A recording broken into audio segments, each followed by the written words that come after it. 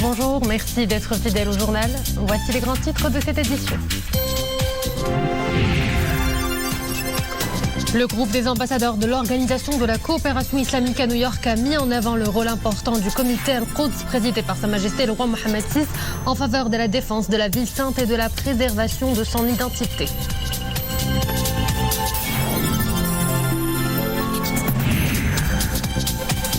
Relance post-Covid, les indicateurs épidémiologiques verts encouragent la reprise des secteurs clés. Le tourisme particulièrement. Au Maroc, l'activité a repris à plus de 67%, une embellie qui se fait ressentir au niveau des aéroports et des sites touristiques.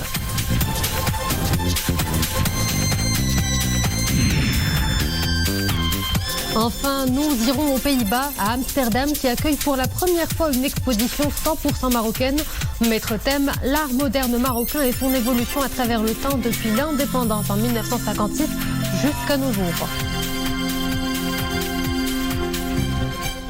Le groupe des ambassadeurs de l'Organisation de la coopération islamique à New York a mis en avant le rôle important du comité Al-Quds, présidé par Sa Majesté le roi Mohammed VI en faveur de la défense de la ville sainte et la préservation de son identité. Cette reconnaissance représente une réaffirmation de leadership de Sa Majesté le Roi en tant que président du comité Al-Quds. C'est également une appréciation unanime par les représentants de la Oumma islamique à New York, des efforts inlassables du souverain sur la scène internationale afin de soutenir la cause palestinienne, préserver le statut spécifique de la ville sainte et assister les populations Maqdissi. La Chambre des représentants a tenu en fin de matinée une séance plénière consacrée aux questions orales mensuelles adressées au chef du gouvernement sur la politique générale. Aziz Arnouch a notamment souligné dans son intervention que l'économie marocaine devrait enregistrer un taux de croissance entre 1,5% et 1,7% en 2022 au lieu d'une progression de 3,2% comme prévu au niveau de la loi des finances. Et le tant attendu post-Covid est enfin là. La relance des secteurs d'activité semble retrouver sa vitesse de croisière. Le tourisme particulièrement, une reprise qui se reflète plutôt au niveau des aéroports du Maroc qui reprennent vie. L'exemple nous vient d'Al-Husseima où plus de 7400 passagers ont transité de février à fin mars. Abdelmjid Hilaoui, Amin Sharqawi avec un commentaire de Marim Lemissi. Reprise des rotations à l'aéroport d'Al-Husseima. Sur le tarmac hier, cet avion en provenance de la Hollande atterrit. 40 passagers débarquent détendus. Pour certains, la séparation était longue. Depuis que je suis petit, moi je vais au Maroc tous les étés. J'avais peur de ne pas pouvoir y aller cet été et ça fait vraiment plaisir. On est très heureux. C'est une chance et une belle opportunité pour notre belle ville Al-Husseima. On l'attendait depuis longtemps. On l'a expérimenté en premier avec mon mari et mes enfants. Et voilà, j'espère qu'il y en aura encore d'autres occasions et que ça va aller de prospérité en prospérité pour Al-Husseima, entre autres. Je viens de Rotterdam. Je suis soulagée d'avoir pu effectuer ce vol dans des conditions de confort optimales. Un peu plus tard, ce même appareil repartira vers Rotterdam avec à son bord 110 passagers. Arrivés ou en partance d'Al-Husseima, les voyageurs se croisent à l'aérogare. Le départ comme l'arrivée se sont déroulés sans embûches. Les formalités de passage et le protocole sanitaire sont plutôt allégés. Hâte de passer le reste du ramadan en famille. Nous avons souffert de cette séparation. Où qu'on aille, nous Marocains du monde sommes toujours impatients de retourner à la mère patrie. Une réouverture synonyme de relance économique. À l'approche des vacances estivales, le terminal sort de son inertie et s'apprête à retrouver sa vitesse de croisière. Nous avons pu récupérer jusqu'à 67% du trafic réalisé en 2019, avec 7439 passagers enregistrés jusqu'à fin mars. Nous proposons 2 routes aériennes directes à destination de la Hollande et la Belgique à raison de 3 fréquences hebdomadaires. Ce flux sera étoffé en mai prochain. À cela s'ajoutent les liaisons domestiques en direction de Tétouan, Tanger et Casablanca à raison de 4 fréquences hebdomadaires. À 17 km au sud-est du centre-ville, l'aéroport Sharif El-Idrissi est doté d'une capacité d'accueil de 300 000 passagers par an. Le terminal connaîtra bientôt une extension de son infrastructure. Une des destinations prisées par les touristes, les gorges de Toudra, joyau du Moyen Atlas avec des parois qui peuvent atteindre des fois les 300 mètres. La destination offre de nombreuses possibilités, promenades, randonnées, escalades, bref, le dépaysement est garanti et c'est ce qui charme les touristes. Mohamed Aïtchkar. Les falaises sont hautes, très hautes, jusqu'à 300 mètres. De quoi donner le vertige pour certains. Mais l'envie de sortir ses équipements d'escalade pour les inconditionnels. Au pied des falaises, une vallée où se jette ici le fameux cours d'eau de Toudra, qui a donné son nom au site touristique. Les touristes, justement, ils sont déjà de retour, mais une reprise, pour le moment timide, qui permet quand même de démarrer la nouvelle saison. It's a very nice landscape, very beautiful, friendly people. Yes, we like it. Nous sommes à 15 km seulement de la ville de Tinrir, qui déploie ici certains éléments de son artisanat, le tapis traditionnel. Il fait beau, les paysages sont à couper le souffle, mais le site manque cruellement d'infrastructures. Les routes ne sont pas bien entretenues, il n'y a pas de structure sanitaire. Un très beau site en mal de projet de valorisation. La commune assure cependant qu'elle compte bientôt réaliser quelques projets de mise en valeur. Nous disposons d'un budget de 47 millions de dirhams réservé justement à la mise en valeur des gorges de Toudra. Les études techniques sont déjà finalisées. Mais en attendant, les gorges de Toudra souffrent en silence. Nous sommes pourtant ici sur l'un des sites les plus visités du massif montagneux du Haut-Atlas.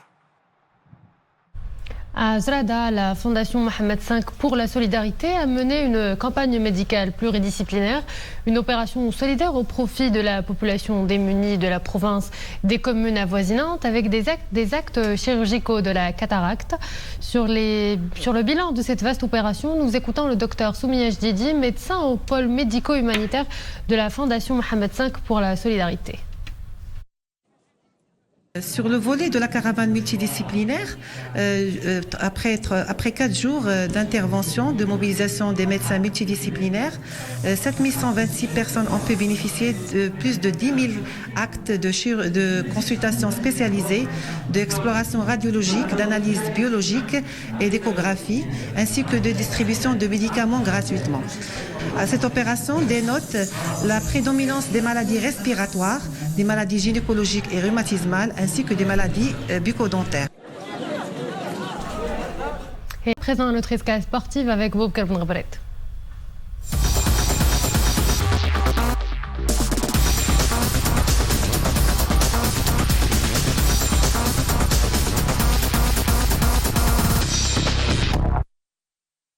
Omeima, bonjour. Aujourd'hui du foot et du tennis, mais avant on revient bien entendu sur la Botola. Effectivement, on commence par les rencontres de la Botola, et ce pour le compte de la 21e journée. Vous allez le voir sur ces images, la jeunesse sportive Selmi a battu sur sa pelouse le Difa Al-Hassani d'El Jadida sur le score de 2-0. C'était hier au stade municipal de Barchid. La jeunesse Selmi a maintenu jusqu'au dernier coup de sifflet son avantage pour sceller la rencontre sur le score de 2-0.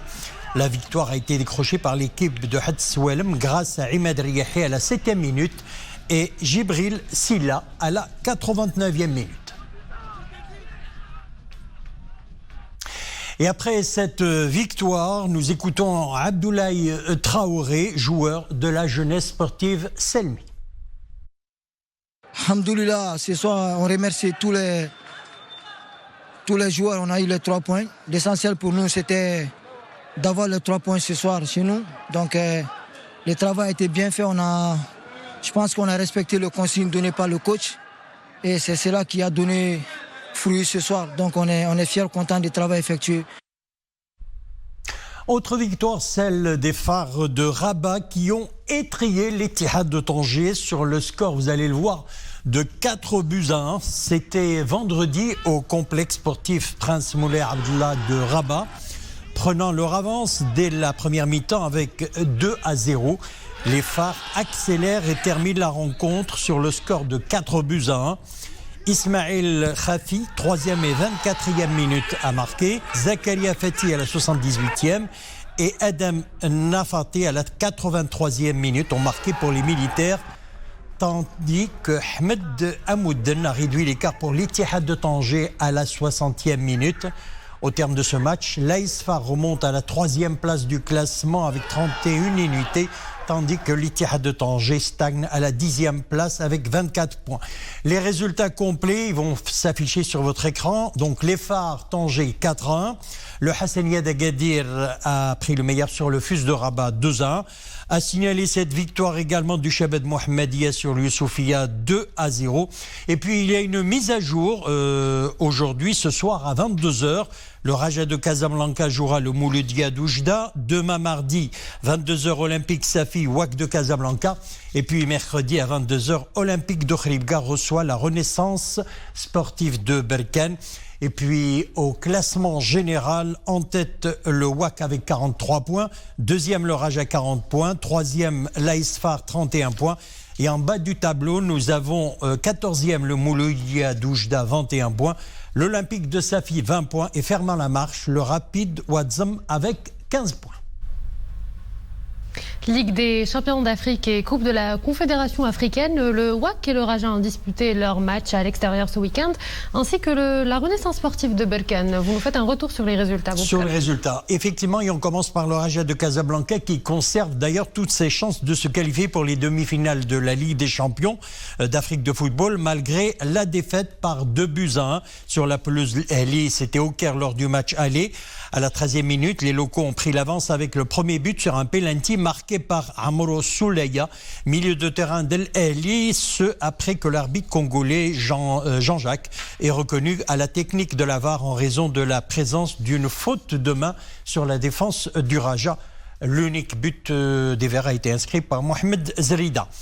Quant au WAC de Casablanca, il est revenu avec une précieuse victoire d'Alger où il s'est imposé 1-0 aux dépens de la formation algérienne de Belouizdad, toujours pour le compte des quarts de finale.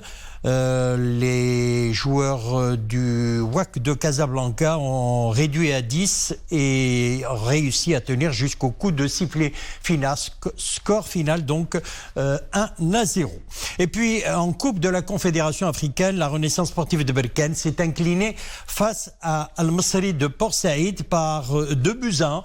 C'était hier au stade Bourj Al-Arab d'Alexandrie, en quart de finale allée de la Coupe de la CAF, donc mené au score dès la 11e minute sur un but de Mourey. Les Oranges ont égalisé 6 minutes après, c'était à la 17e minute. Et nous arrivons à la fin de la chronique. Merci beaucoup. À vendredi. À vendredi.